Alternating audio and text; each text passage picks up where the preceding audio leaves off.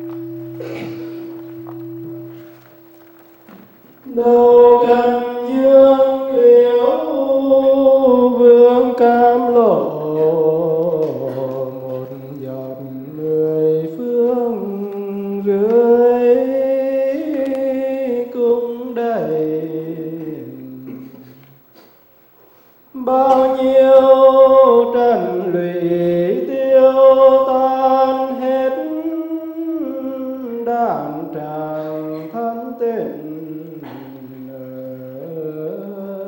ngay đây.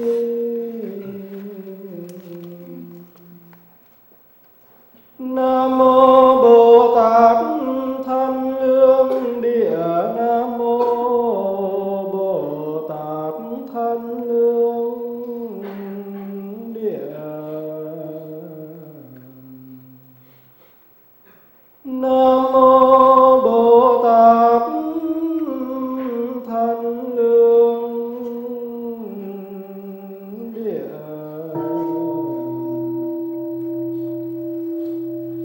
Trí tuệ bừng lên đó,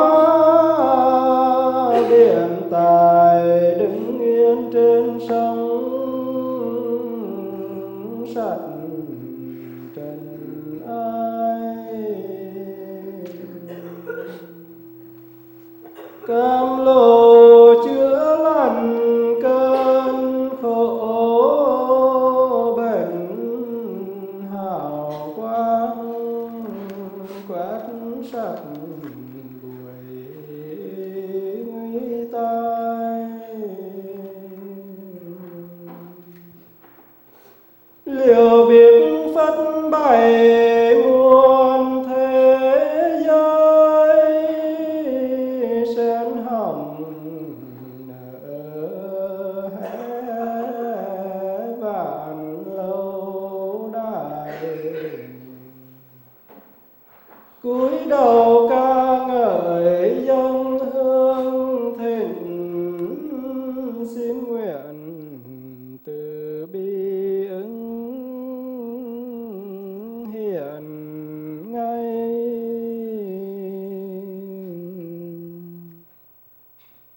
Nam mô Bồ Tát Quan Thế Âm. Nam mô Bồ Tát Quan Thế Âm.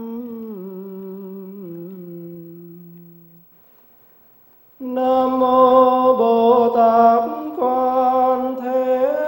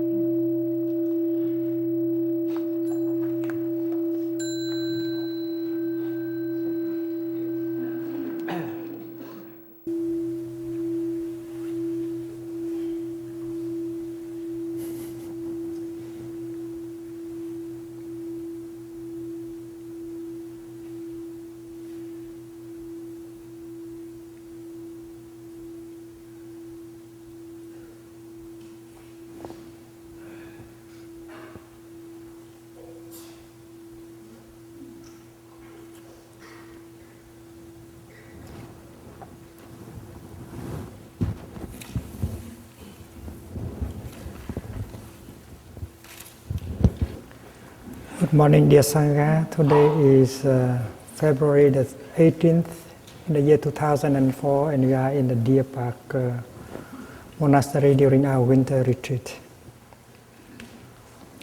Today we will get into the realm of the mind,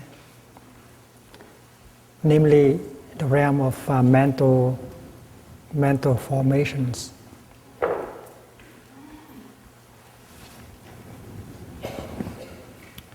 In the beginning, the object of our mindfulness is our breath.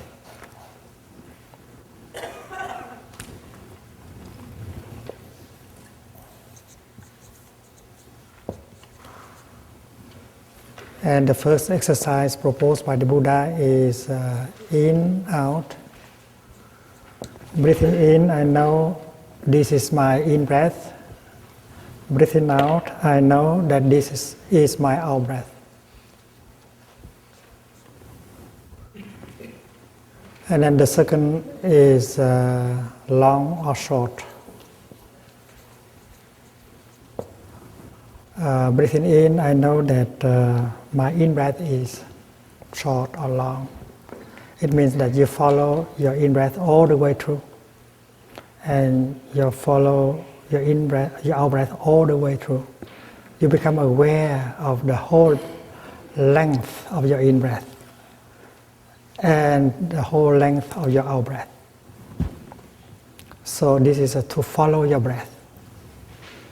This is to aware of, to identify the out breath, the in breath as in breath, the out breath as the out breath. This is to follow. And we know that on the third exercise, the object of our mindfulness becomes our body. And breathing in, I'm aware of my body, aware of body. And the fourth is calming body, calming the body. So the first object is breath. The second object of mindfulness is body.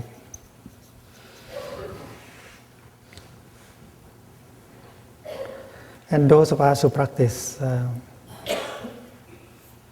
diligently, we practice that all day long.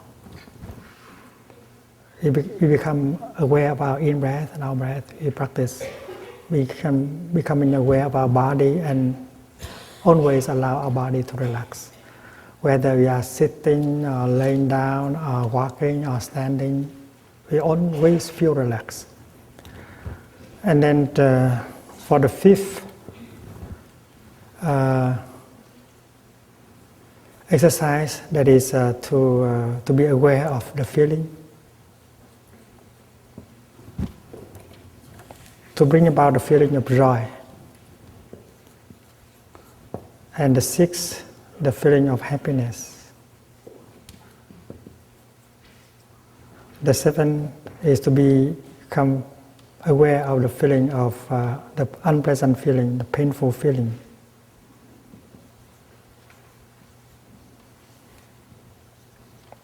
And the eighth is to embrace and allow our painful feeling to relax, relaxing the feeling.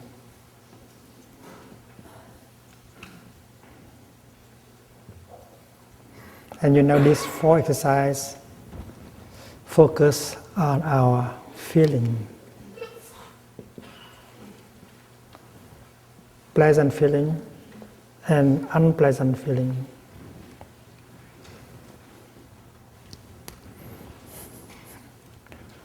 There's one question on my desk.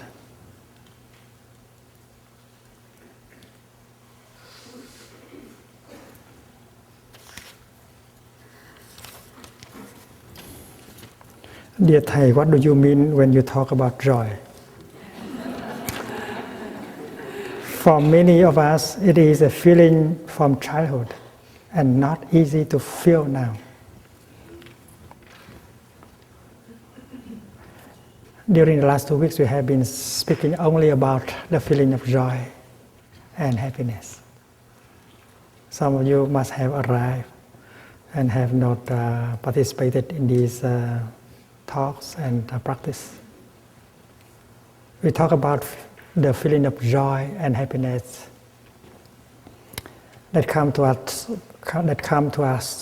through the practice of releasing, letting go. The image we usually use is someone leaving the city, a crowded city, on Friday night. They are tired of the big city, so they want to get away from the big city. So they took 1 hour to drive to get out of the city, and when they begin to see the hills, the trees, the sky, they feel wonderful. They come in touch with the countryside. And that kind of joy is born because you have left something behind you, the city.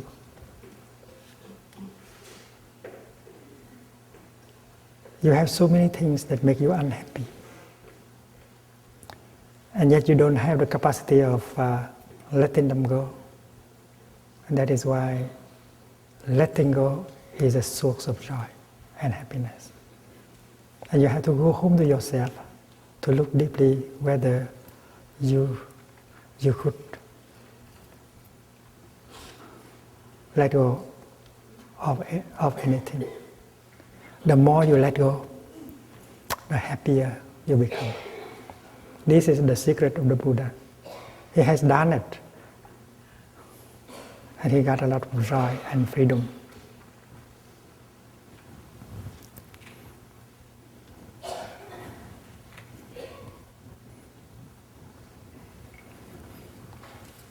Let me read to you a question, which is the opposite of letting go.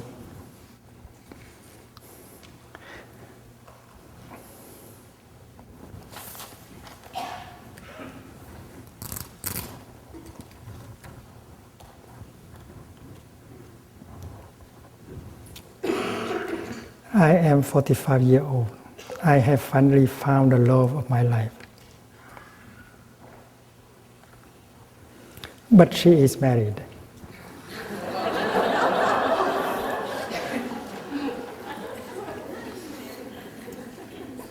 Living with a very jealous husband.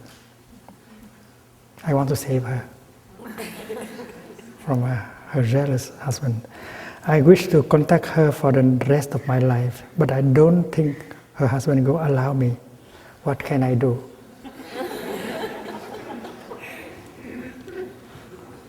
If you want joy and happiness, you have to let go. Otherwise, you will suffer for the rest of your life.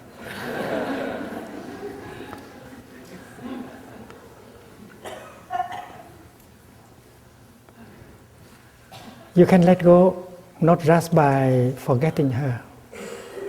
You can love her. But you love in the way the Buddha advised you to do.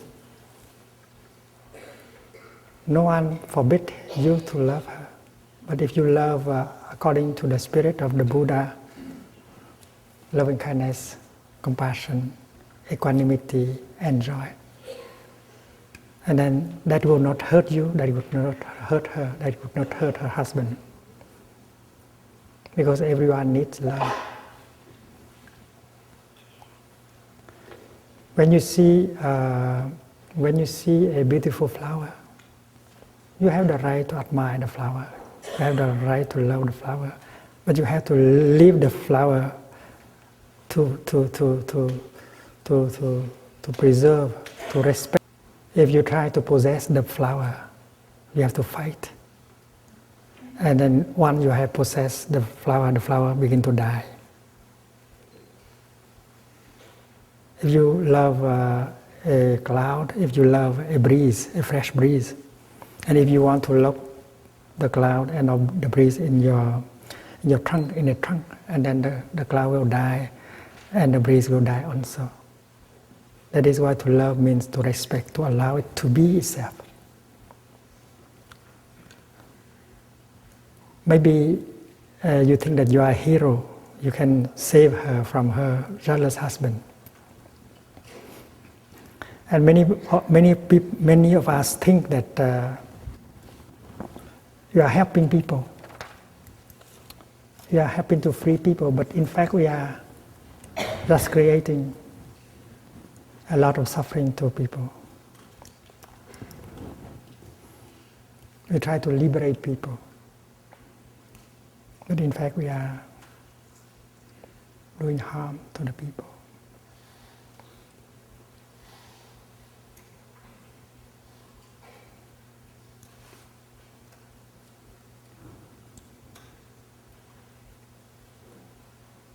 In this case, you might think that you are trying to help that beautiful lady to be free from her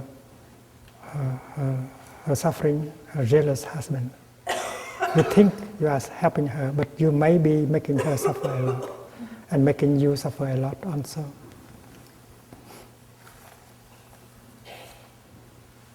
I think if you can, if you can help the husband to be happy, to treasure the flower that he has now,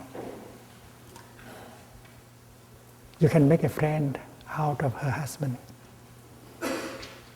You enjoy him as a friend, and you also enjoy her as a friend. You don't need to possess. That's true love. And nobody forbids you to love in that way.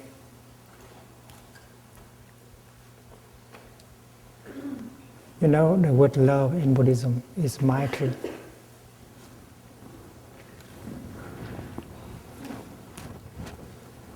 Từ Maitri.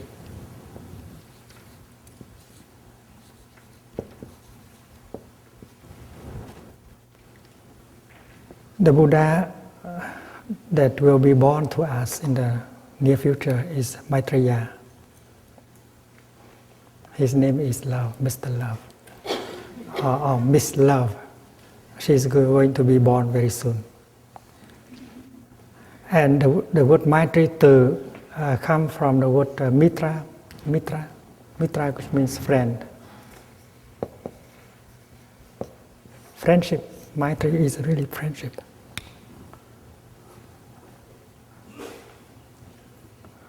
The other day we talked about Trịnh Công Sơn, and Trịnh Công Sơn said, fortunately, beside tình yêu, there is also tình bạn. Because beside the romantic love, there is also friendship. Because friendship can rescue and heal. And love in Buddhism is friendship. To make him into a friend of yours, to make her into a friend of yours, to respect her freedom, his freedom, not trying to possess that person, and to put him in a prison you call love, because she will die in the prison of love. So releasing here does not mean that you just forget, but you know the art of loving. Loving in such a way that you can retain your freedom, she can return her freedom, and you will not cause anyone any harm, any suffering.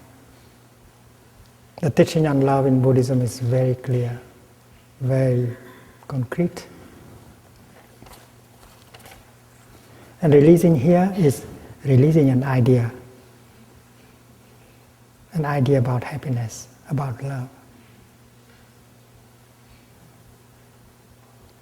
Because many people think of happiness in terms of possession.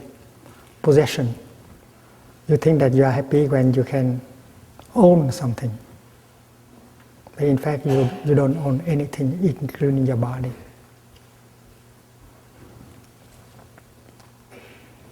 We learn how to bring the feeling of joy and happiness. And we know that mindfulness is also a wonderful way of bringing the joy and the happiness. This morning when you practice walking meditation to the meditation hall, you felt the air so fresh, right? Were you aware of the fresh air? And if you are aware of the fresh air, the feeling of joy and happiness is there. You are aware that you have strong feet. You can walk on the mountains. And mindfulness is the source of joy and happiness. Wherever there is mindfulness, there is joy and happiness. It's so easy. Joy and happiness can come just like this, very quickly. The joy and the happiness born out of letting go. The joy and happiness born from mindfulness. The joy and happiness born from concentration. If you are concentrated on something, joy and happiness can be born. While you drink your morning coffee or soy milk. And if you are aware that you are alive, that you are focusing your attention on the fact that you are drinking your tea or your soy milk, joy and happiness become a reality. So it's amazing to hear that someone does not know what is the feeling of joy and happiness. In fact, we should be joyful and happy every day. And thanks to the energy of mindfulness and concentration and the capacity of letting go, we can be happy all day. And even if you have a block of pain, and if you know how to recognize, embrace, and calm it, happiness and joy will be possible also. Oh, I'm so happy. I know how to handle the pain, the sorrow in me, because I have learned it from my teacher.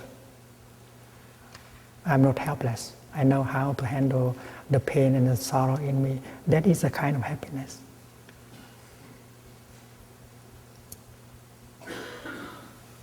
And when you remember the time when you suffer so much, that you have gone through a lot of pain and sorrow, and now you are free from this pain and sorrow, that kind of remembrance can help you be happy also.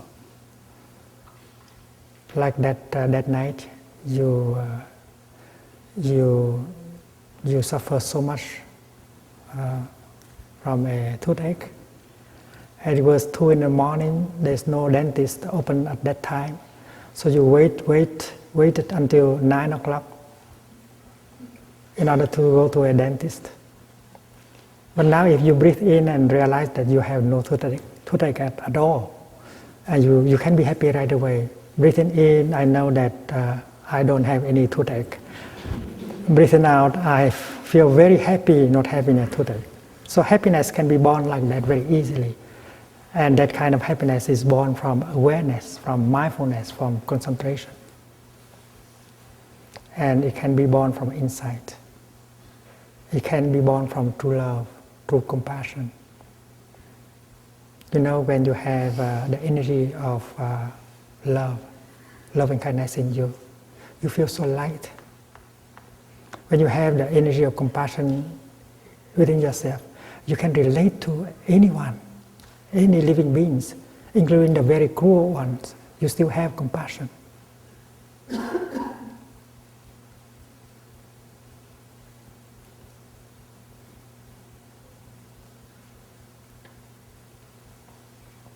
And with compassion, you don't suffer. You don't have enemies. You have only people who suffer and who need your help. If you have great compassion, you can look upon the terrorists as people who need help. Because of their anger, of their wrong perceptions, they have become very unhappy. They have become very violent. And if you are filled with compassion, you'll find ways in order to help them to release this kind of anger, wrong perceptions, and you can make them into your friends. So, love and compassion are doors for happiness and joy to come to you. So there are many ways of bringing joy and happiness to your life, and very concrete. If you learn for 1 hour, you know many methods already. And in fact, a good practitioner should be a happy person, because she knows how to bring joy and happiness to her life every day. But we are supposed to talk about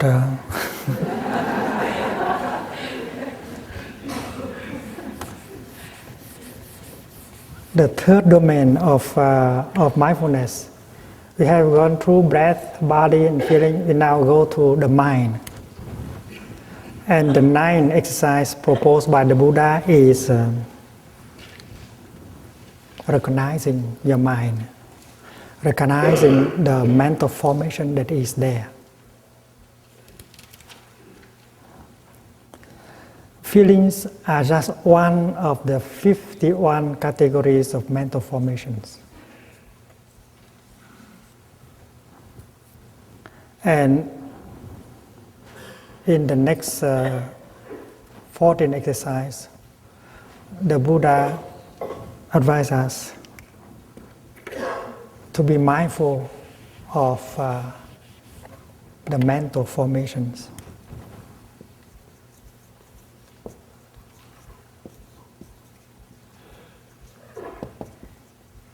There are 51 kinds of mental formations in us.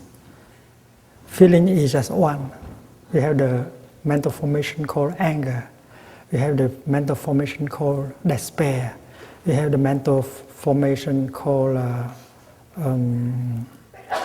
mindfulness. We have the mental formation called joy. We have mental formation called compassion. So you have negative mental formations. You have positive mental formations. And every time a negative mental formation manifests, we suffer.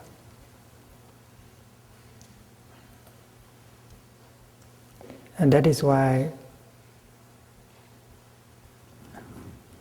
on the ninth exercise, you try to become aware of any mental formations that manifest in the upper level of your consciousness. Suppose the mental formation called anger manifests, and then you should be aware of it right away. Breathing in, I know that anger is in me. Breathing out, I smile to my anger. That is called mindfulness of anger. And mindfulness is taking care of anger like a mother taking care of her baby. And if you know how to do it, and then you are safe during the time of anger. Otherwise, anger will possess you, and you follow the dictation of anger. You do everything anger pushes you to do, to say things and to do things that will create a lot of damage in you and in the person in front of you. That is why mindfulness helps us to know what is going on, to identify what has manifested, in order to embrace and to transform it. So the ninth exercise is to become aware of any mental formation that has manifested in us. If that is the manifestation, the mental formation called hope manifests, and we can practice breathing in, I know that hope is in me. And breathing out, I smile to that mental formation called hope. Because you recognize it, you embrace it, and you look deeply. It may be a false kind of hope. And you may be deluded by that mental formation. That's why looking deeply into the nature of your mental formation is very important. And the 10th exercise is to find ways to make you feel strong, feel solid, feel glad. This is called gladdening the mind. The ninth exercise is aware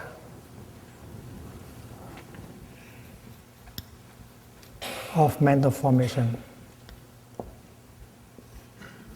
See, aware of breath, aware of body, aware of feeling, aware of mental formations. And 10 is glad in the mind.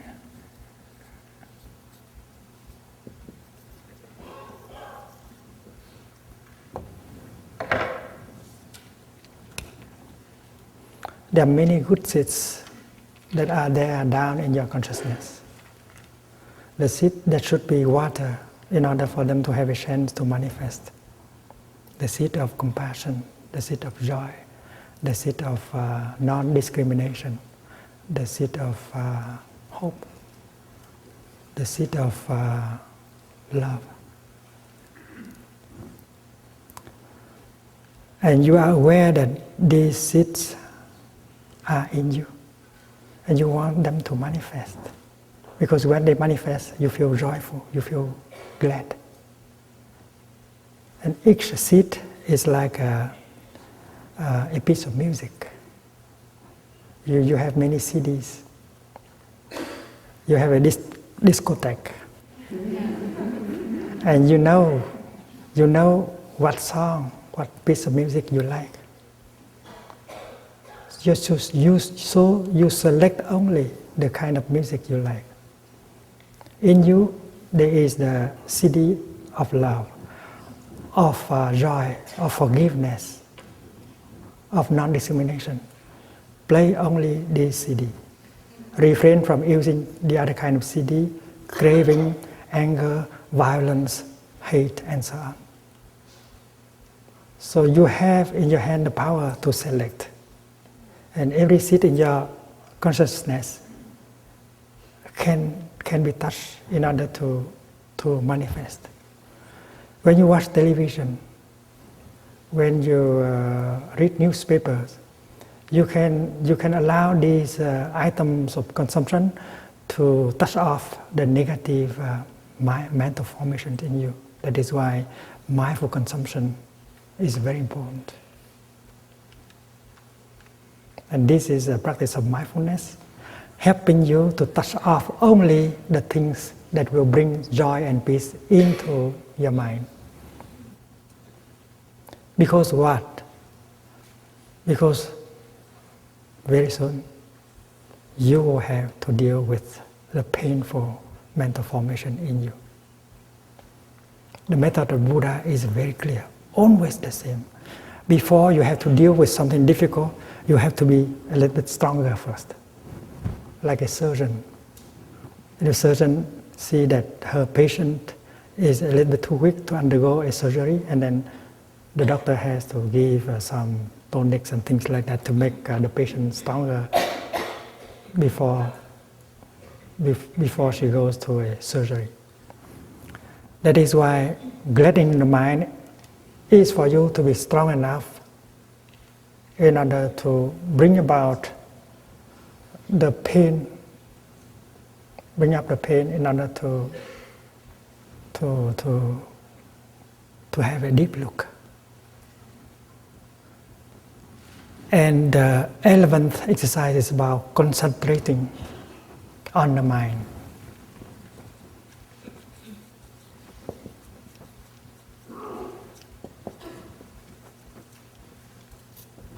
The mental formation. It means that you close all the doors, the door of the eyes, ear, nose, tongue, so that you can be concentrated. You concentrate on what? On the pain that you have just invited to come up. So that you have a close look, a deep look into its nature.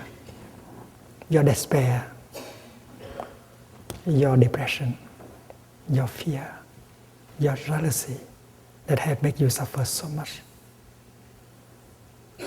And now you are in a position to bring it up in order to have a deep look. This is the core of meditation.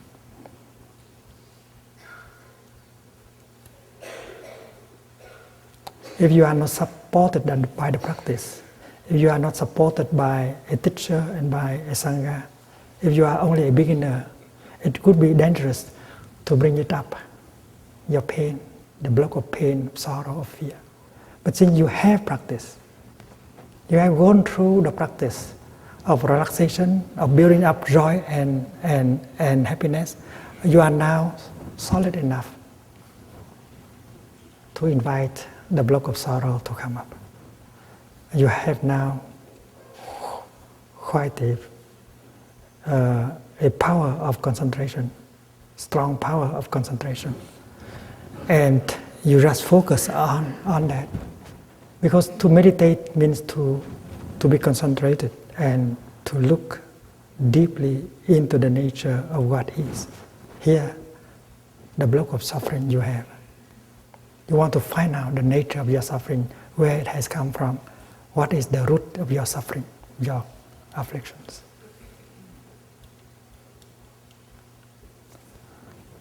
And then the 12 exercises of liberating the mental formation.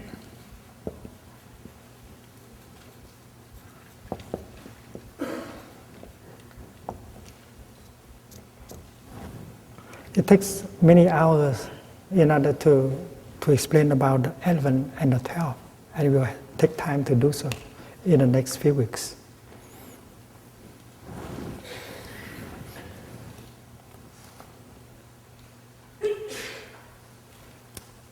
The one who does not practice does not like to do this. The tendency of those who do not practice is to try to run away from the pain and the sorrow. Every time the pain, the sorrow is about to come up, well, the non-practitioner like to run away, to consume something, to read a book, to talk on the telephone, to take the car, to go out, to do everything in order to avoid confronting the suffering. You are afraid of your own suffering. You want to run away, you forget your suffering. That is the attitude of non-practitioners. But if you are a real practitioner, and you gather your strength, and you get ready, and you say, my pain, my sorrow, I invite you to come up. I want to have a talk with you, a deep talk with you, a close look into your nature. And you are seated very, very solid, very concentrated. And if you need, your teacher is there, your brothers and sisters in the Dharma are there in order to support you to do the job. Because the Buddha said, if you don't understand the nature of your suffering, there is no way you can transform it. Remember the first truth, the Four Noble Truths. The first one is ill being, suffering. And if you try to run away of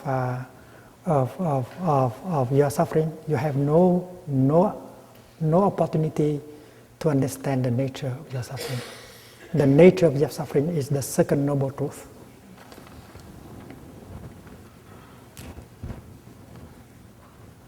Khổ, suffering is the first noble truth. And Tập is the second. It means the making of suffering, the nature of the suffering. If you try to run away from the first, you have no means to understand the second. And that is why we got to have the courage to face our own suffering and have a deep look. And when you have understood the suffering, the fourth truth reveals itself, the path of transformation and healing. And the third is only the confirmation that the transformation is possible. The cessation of the suffering is possible.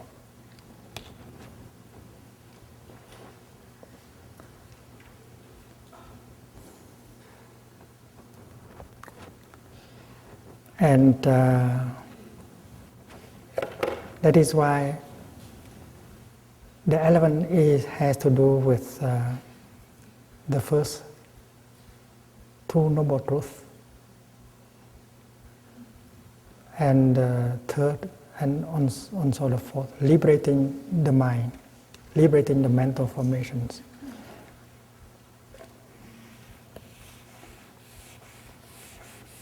concentrating on the pain, looking deeply into the pain in order to understand deeply its nature.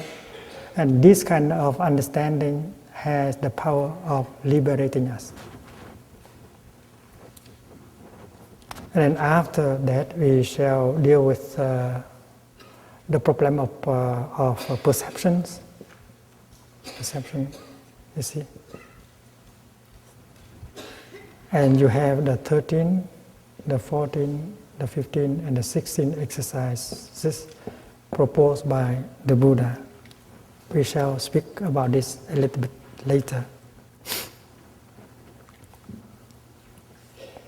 Today I would like to talk to you about something very concrete in Sangha building, because I'm very eager that lay friends organize themselves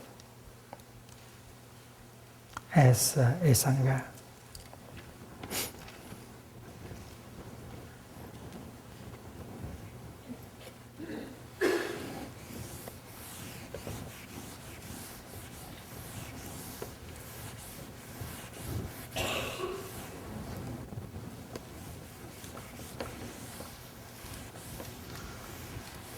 And I need the monastics to listen very deeply, because it's their duty, their role to assist, to help the lay people to set up their Sangha solid and functional. You know that we have been talking about the fourfold Sangha, the fourfold Sangha, the Sangha of monks, the Sangha of nuns, the Sangha of women, the Sangha of men. And each Sangha has to organize itself.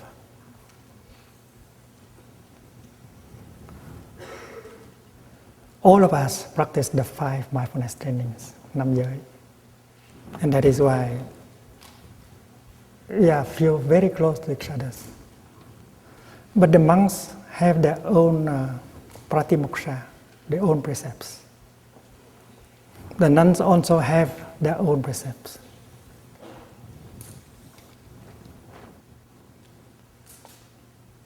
And that is why monks and nuns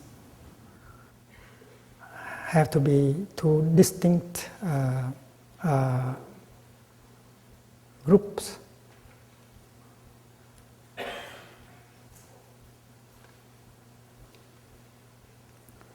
When the monks recite the precept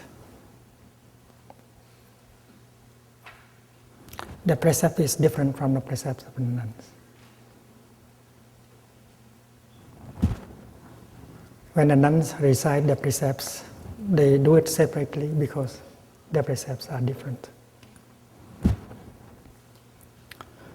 When lay people recite the precepts, they are supposed to do it separately also. Although they share the same practice of the 5 mindfulness trainings. But from the time of the Buddha, the lay people always come to the monks and have the monks read the 5 precepts to them. But we have decided that from now on, beginning the 21st century, the lay people have to organize their own Sangha, and they have to organize the precept recitation separately by themselves. Otherwise, they will depend always on the monks and nuns, and they cannot grow up as a strong Sangha, one of the 4 elements of the fourfold Sangha.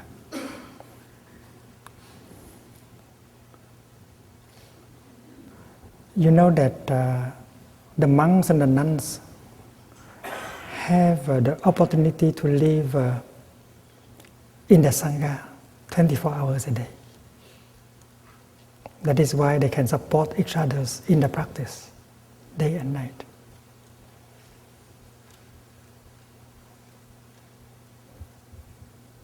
But the lay people, they don't have that kind of opportunity. So they have to organize in order to have more opportunities.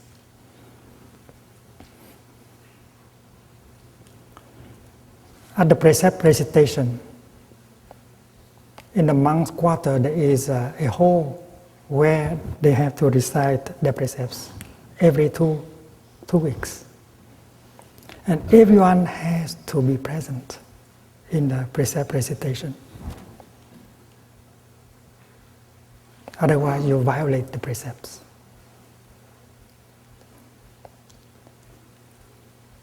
At the appointed time, everyone has to be present for the recitation. And the Sangha convener asks, has the Sangha assembled? And the answer is, yes, the Sangha has assembled. The second question, is there harmony in the Sangha? And the answer has to be, yes, there is harmony in the Sangha. If the answer is no, and then the recitation ceremony cannot take place. It has been true for 2,600 years. That is why before the precept recitation takes place, you have to reconcile first. You may ask to postpone the recitation ceremony for 1 or 2 or 3 or 4 days.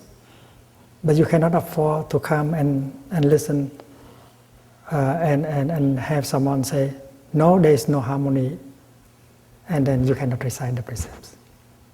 That is why it's very important that the work of reconciliation should be taken up before the recitation ceremony. And that is why the recitation ceremony is very important, a kind of deadline for you to speed up reconciliation between your brother or your sisters. The nuns have to do the same. And if things go well, and then the time and the place and the time for recitation remain the same. But that is only 2 questions. The first question is, has the Sangha, has the whole community assembled? Yes, the whole community has assembled. Is there harmony in the community? Yes, there is harmony in the community. And the third question, is there anyone absent?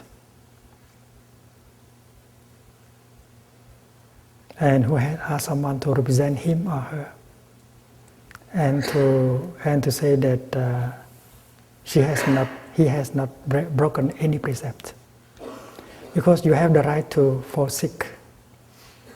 If you are asked by the Sangha to go somewhere and to do something of the Sangha, you cannot be at the recitation ceremony. So you have to ask one of your brothers to present you at the recitation ceremony and tell him that you have not broken any precepts. So after having asked the question, the answer may be yes, there is brother so and so, because he is sick. That is why he has asked brother so and so to represent him, and he has also said that he has not broken any of the precepts. That's the third question. And the fourth question is what is the purpose of the meeting today? Answer: the purpose of the meeting today is to recite the mindfulness training, the precepts. And then the fifth statement is that, dear brothers or dear sisters, today, the 28th of February in the year 2004, the day that has been selected assigned for the precept recitations, we have come in the right moment. There is harmony, and then the recitation can take place. Is that correct? And everyone, that's correct. And then now you have the authorization to recite the precepts. It has been like that for 2,600 years. And we want that from the year 2004 on, the community of lay men and lay women do the same. If you have received the 5 mindfulness trainings, or if you have received the lay 14 mindfulness trainings, you have to do the same. If you live in San Diego, for instance, and you have to invite all the people who have received the 5 mindfulness trainings to come and do the recitation ceremony every 2 weeks. And if you don't come, you are not a real practitioner. You violate the precept. Because the 5 mindfulness trainings have to be studied in depth. And you have to come to recite the precepts and to learn in order to find new ways in order to apply these teaching, these precepts into your daily life. If not, you are not a real practitioner. That is why if you are a lay person, you have to start building your Sangha. You have to find a place so that everyone can come in order to recite together the 5 mindfulness trainings. If you don't have a place, and then you can come to a temple nearby. If you are in San Diego, you can come to Deer Park. The monks will be very happy to point to you a place where you can come every 2 weeks in order to do the recitation ceremony. And you have to do the same as the whole Sangha of lay people assemble. And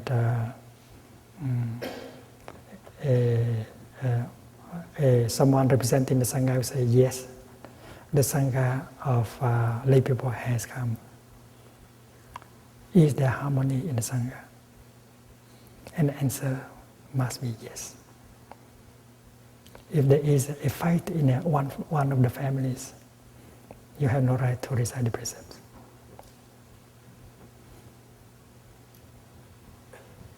Or if there is a conflict between one member and another member of the Sangha, you cannot. That is why you have to stay together. You have to help these 2 people to reconcile before you can really recite the precepts. And if you do like that, your Sangha will grow very quickly, and you become a very solid element of the fourfold Sangha. Otherwise, you always rely on monks and nuns to do it for you. And when you are a solid lay community, the community of monks and nuns will profit very much from your solidity and happiness.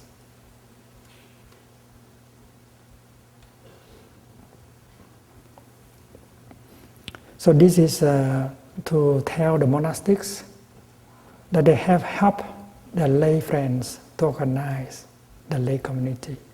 And this is to tell the lay friends that they have to begin building their community, to have a solid community.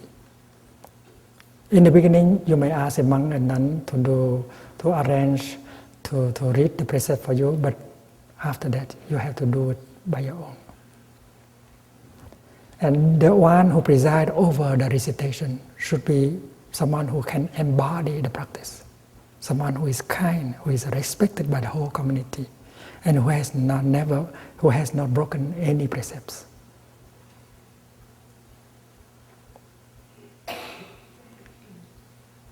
Of course, the talented people can help a lot, but in the matter of practice, we need the people who are real practitioners, and who can embody the spirit of a brotherhood and the spirit of the practice.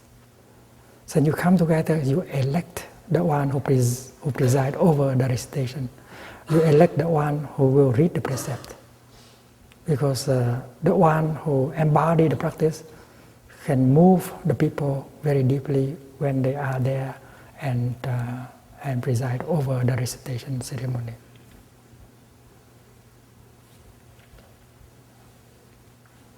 And the monks and nuns who come from Vietnam, please remember that when you go back to Vietnam, you have to do so. You have to help the lay people to organize themselves as a Sangha.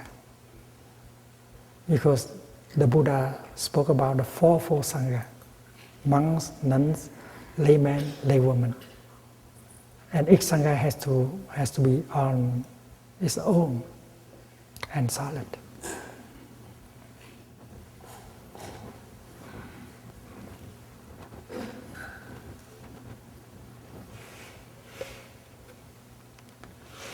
And when the fourfold Sangha, each of the four elements of the Sangha has become solid, there are areas when they can do things together.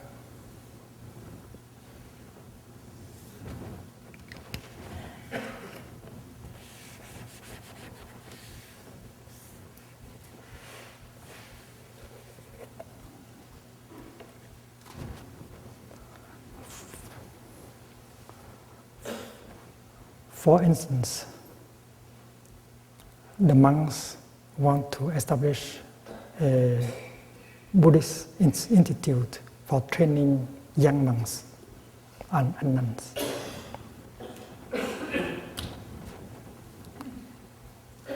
They can do it not alone, because without the support of the lay people, they cannot do it. There are things that they can do it by like the precept recitation. They have to organize by themselves. They do the Sangha building within the monks, they do by themselves. There are many things they can do on their own. But when they come to things like to set up a new practice center and so on, they will need other members, other elements of the fourfold Sangha. Suppose we want to establish a Sangha of young people, young men Buddhist association, young women Buddhist association. And then that is not only the job of man and woman Buddhist. The monks and the nuns can help very much. That is why there's this area where we do together as a fourfold Sangha. In Vietnam, we have a very sophisticated organization for young Buddhists. We call Gia đình Phật tử.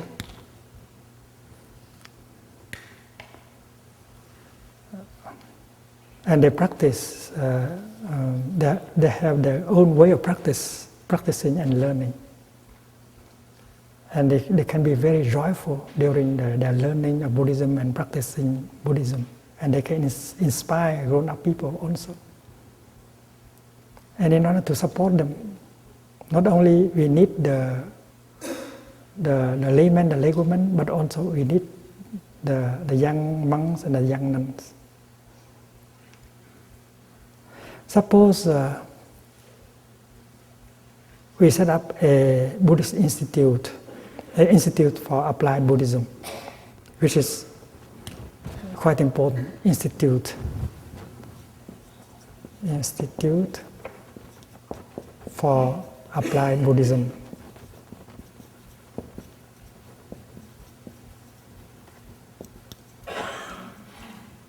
And this institute had to be run by the four elements of Sangha.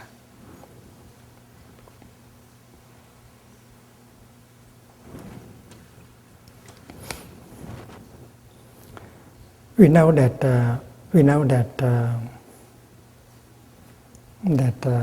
psychotherapy is very important in our time. And Buddhist psychology is very deep. We have offered many retreats for psychotherapists in America, in Europe, and so on. And many therapists have profited a lot from the studies and practice of Buddhist psychology. And they have become better and better psychotherapists. So in this Institute for Applied Buddhism, we can offer course on Buddhist psychology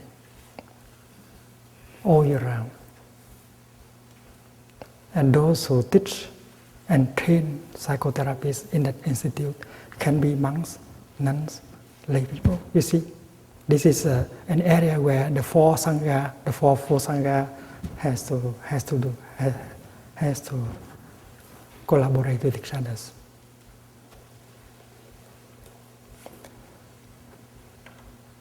I would like to see in that Buddhist Institute for Applied Buddhism, the permanent training for young people who are about to get married. Because getting married without knowing anything about living together is very dangerous. So after they finish college, or before they undertake the journey, they may like to spend 6 months or 1 year studying and practicing applied Buddhism.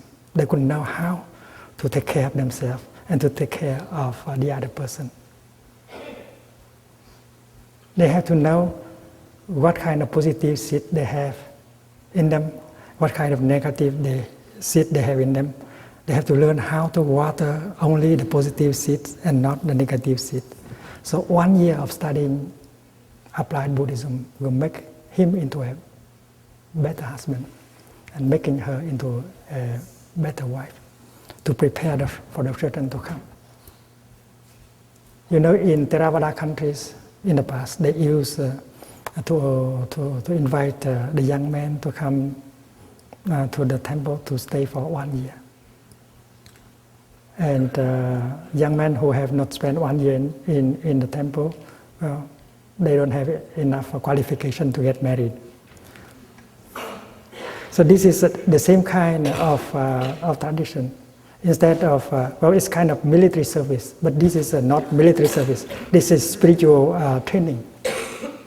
So as a young man, a young woman who would like to found a family, a happy family, maybe 6 months or 1 year to stay, to learn applied Buddhism is very important. You invest into that young man, the young woman, and they will have a better chance to build a happy family and bring about children. And in that institute, monks can help, nuns can help, and lay teachers can help. See? And then you know that we have offered the practice of mindfulness for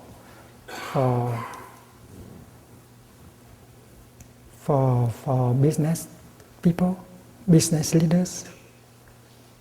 We have organized retreats for business leaders, and they have profited very deeply from this kind of practice. So in the Institute for Applied Buddhism, we should have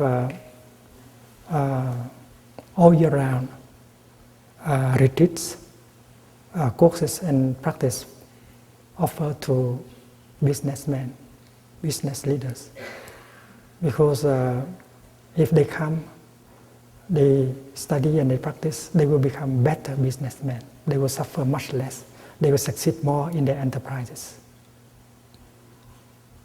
And that is something we have done. And this can be the job of the fourfold Sangha, because the monks alone would not be able to do that.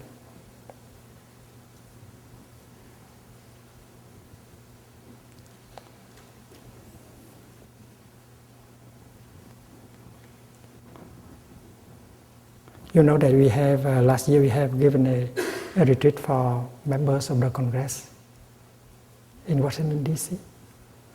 And many congressmen now know how to practice walking meditation from their office to where they vote. Many congressmen waiting at the airport, they know how to breathe and smile.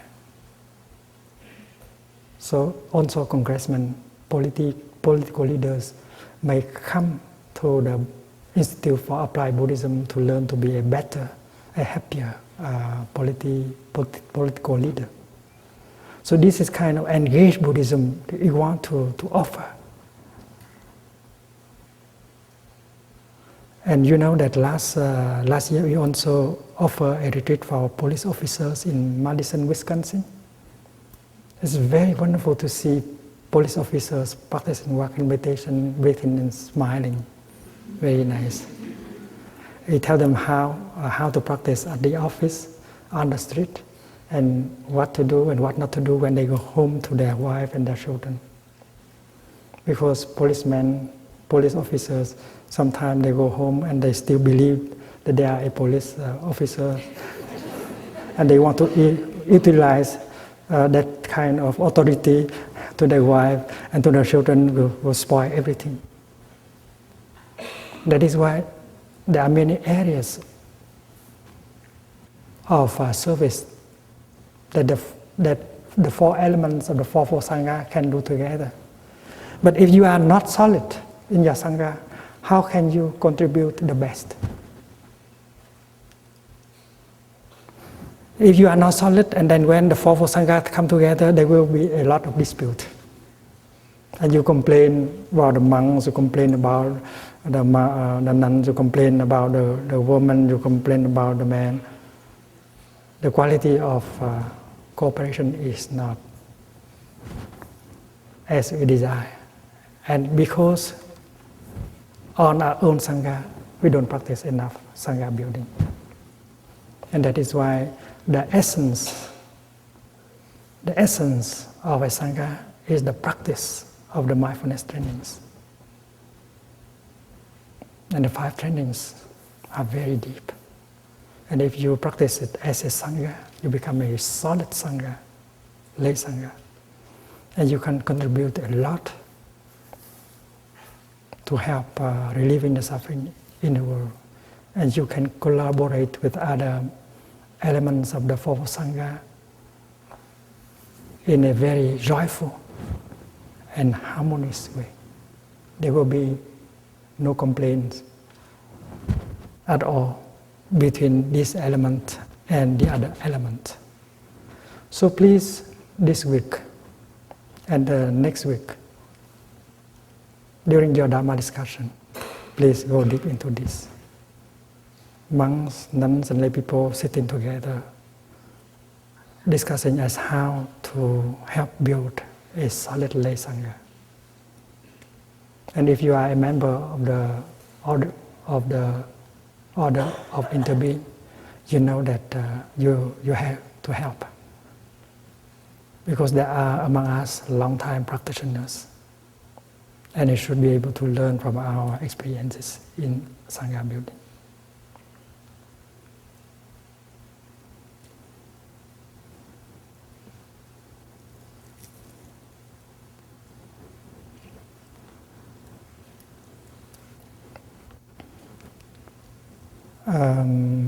Today, instead of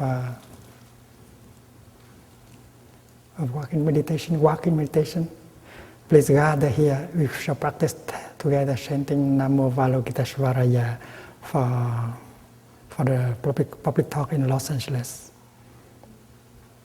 So let us, when you hear the bell, please come here and we shall practice together, monastics and non-monastics alike.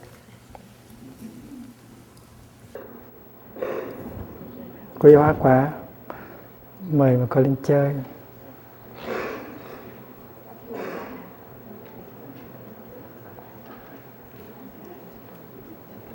Hay là cô ca sĩ mà nhiều người trong chúng ta ngưỡng mộ.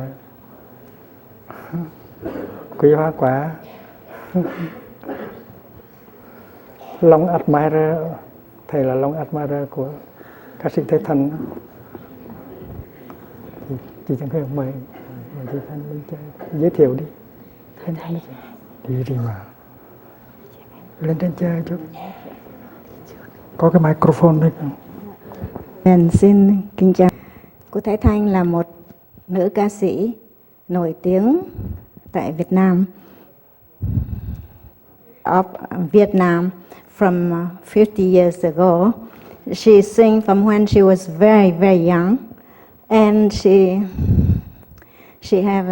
has a special voice that we all admire her. Thầy just said that he is a long admirer of Thái Thanh. So today we have a chance to listen to Thái Thanh.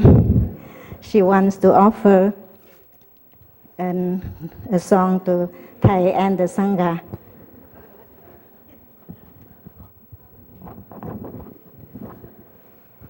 Sing with a song like that, but because she got a stroke a few years ago, so she couldn't remember the song that she know by heart before. So she apologized of the public, of the Sangha, that she has to sing with the song in hand. Kính thưa quý vị, Thái Thanh xin trình bày nhạc phẩm của Phạm Duy, Giọt mưa trên lá.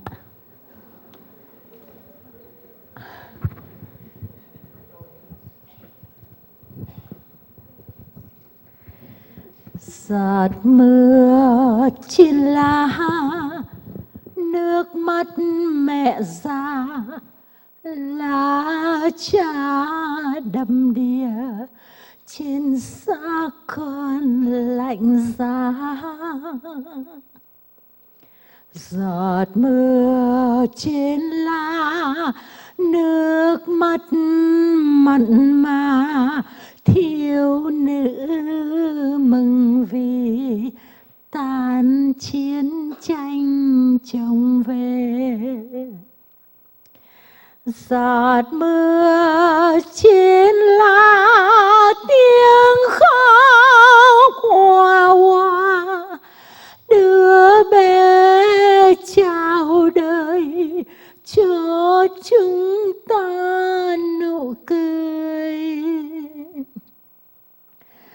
Giọt mưa trên lá, tiếng nói bao la, tóc trắng đậm đà, êm ái dù tình già. Giọt mưa trên lá, tiếng nói thầm thì, bóng dáng Phật về xoa vết thương trần thế. Giọt mưa trên lá, tiếng nói tình khôi, lúc Chúa vào đời xin đóng đành vì người. Giọt mưa trên lá, tiếng khóc chơi vơi, thế giới lạc loài chưa thoát ra phận người. Giọt mưa trên lá, cố gắng nguôi ngoai, nói với loài người xin cứ nuôi mộng dài. Giọt mưa trên lá, bối rối bồi hồi, giáo diết miệt mài, em biết yêu lần cuối. Giọt mưa trên lá, bỡ ngỡ xôn xao, cuống quýt dạt dào, em biết yêu lần đầu. Giọt mưa trên lá, thấp thoáng bơ vơ, xa cách bùi ngùi, xa cách nhau một đời.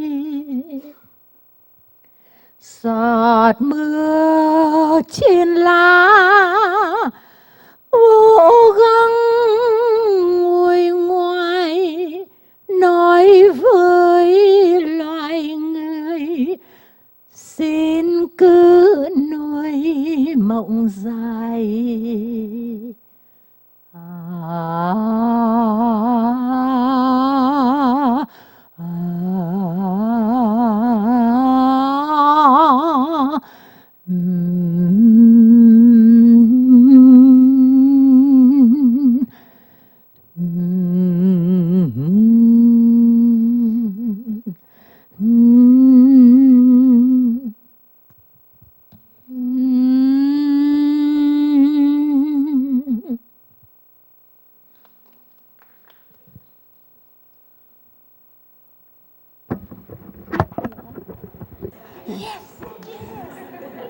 Quý vị có muốn nghe Thái Thanh hát nữa không? Có bài đạo ca không? Có bài đạo ca nào không? Có bài đạo ca nào? Muôn loài như sân rơi. Một trong những 10 bài đạo ca do Phạm Duy phổ nhạc, thơ Phạm Thiên Thư.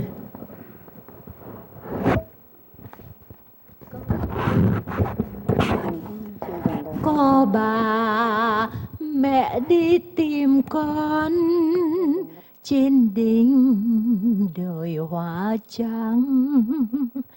Có bà mẹ đi tìm con trong động hang lan vàng. Có bà mẹ đi tìm con dưới chân trời xanh ngát. Có bà mẹ đi tìm con trong thung lũng cỏ hoang. Trên đỉnh mùa xuân mẹ ta thương cả rừng hoa lá. 4 mùa mẹ đi tìm con. Mẹ yêu tiếng ve dầu dầu.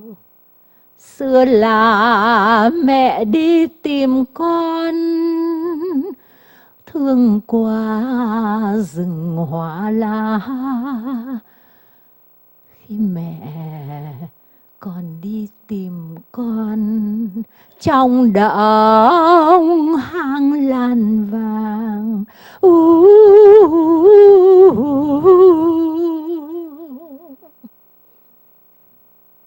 Kính thưa quý vị, Thái Thanh không có nhớ rõ nhiều bài hát một đời. Ca của thầy tôi đây. Sáng mai vừa thức dậy, nghe tin anh gục ngã nơi chiến trường. Nhưng trong hồn tôi vô tình khom tường vi vẫn nở thêm một đóa. Tôi vẫn sống, tôi vẫn ăn và tôi vẫn thở. Nhưng tôi vẫn sống, tôi vẫn ăn và tôi vẫn thở. Nhưng biết bao giờ tôi mới được nói thẳng những điều tôi ước mơ. Tôi ước mơ sáng nay vừa thức dậy nghe tin em gục ngã nơi chiến trường. Nhưng trong hồn tôi vô tình hoa tường vi vẫn nở thêm một đóa. Tôi vẫn sống, tôi vẫn ăn và tôi vẫn thở. Nhưng tôi vẫn sống, tôi vẫn ăn và tôi vẫn thở. Nhưng biết bao giờ tôi mới được nói thẳng những điều tôi ước mơ. Tôi ước mơ. Tôi ước mơ.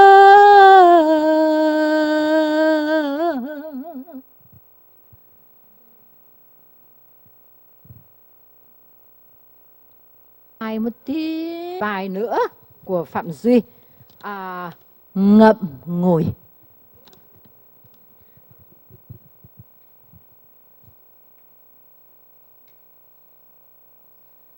Nắng chia nửa bãi chiều rồi, vườn hoang trinh nữ xếp đôi lá dầu.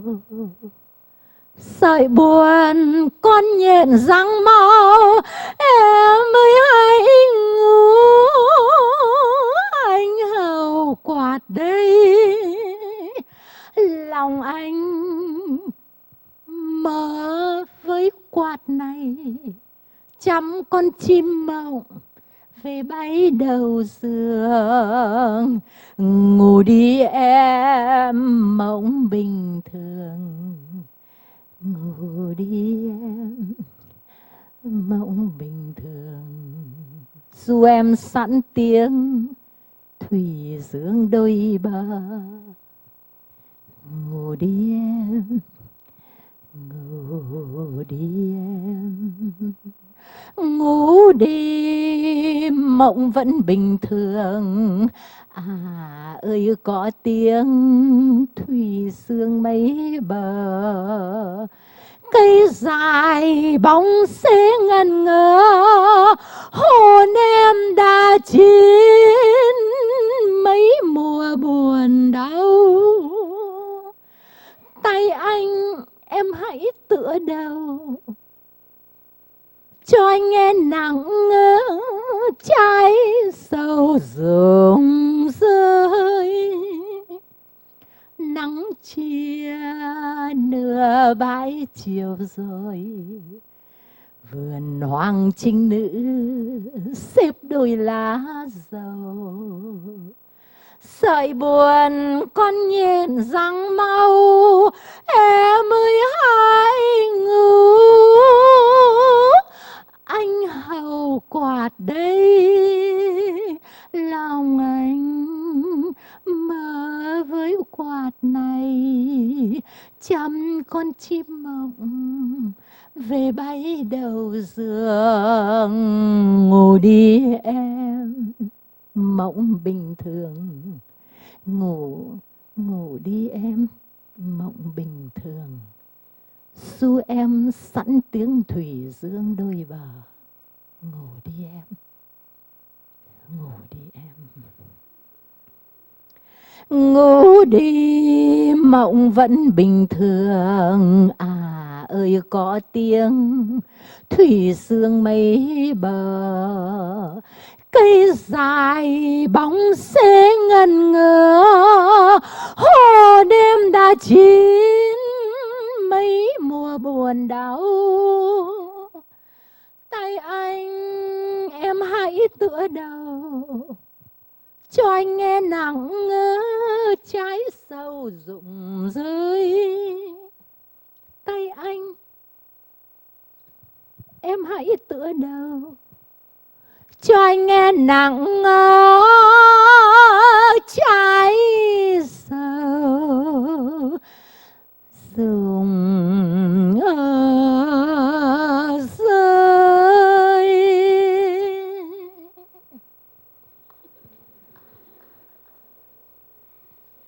Cảm ơn chị.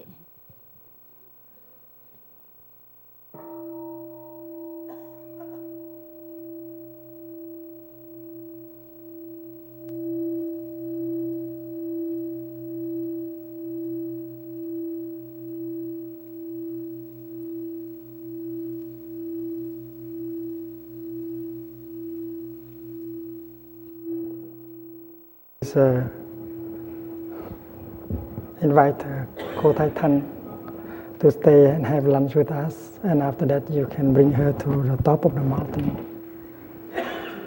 Leo lên núi để cho cô Thái Thanh thấy núi Lộc Uyển, còn dưới này chưa phải là Lộc Uyển. The song that she sang, one of the songs she sang is a poem of mine.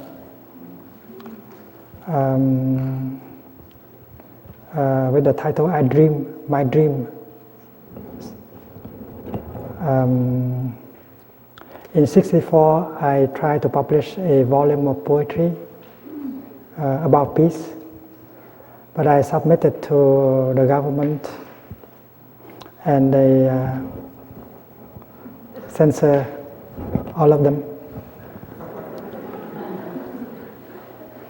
And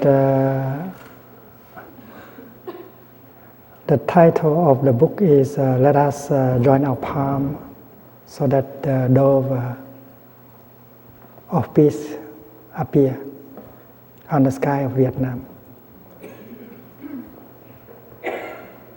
And not having the authorization of the government to print that book, we printed underground.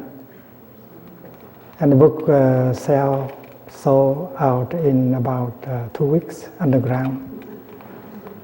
And the warring parties did not like, because it's about reconciliation, brotherhood, and so on. And the first poem is put into music by Phạm Duy, and cô Thái Thanh just sang it this morning. It goes like this. Sáng nay vừa thức dậy nghe tin em gục ngã nơi chiến trường, nhưng trong vườn tôi vô tình khóm tường vi vẫn nở thêm một đóa. Tôi vẫn sống, vẫn ăn và vẫn thở, nhưng đến khi nào tôi mới được nói thẳng những điều tôi ước mơ. This morning when I wake up, I hear that the news that my brother has been killed in battle.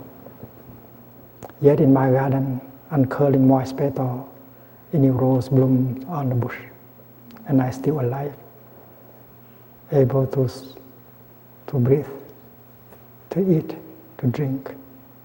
But when shall I be able to speak the words that are shocking me? That is the first poem, and Phạm Duy put into music, and she was able, cô Thái Thanh, to sing it once or twice on the radio of Saigon. I have never met her directly like today. And in my time, there was no television. I didn't see her on television, so this is the first time. And she has been singing in the last 50 years. And she belonged to a very young, modern team called Bang Hợp Ca Thăng Long. When the country was divided in 1954, she came to the south. And they set up that singing team, Bang Hợp Ca Thăng Long. I used to admire her voice.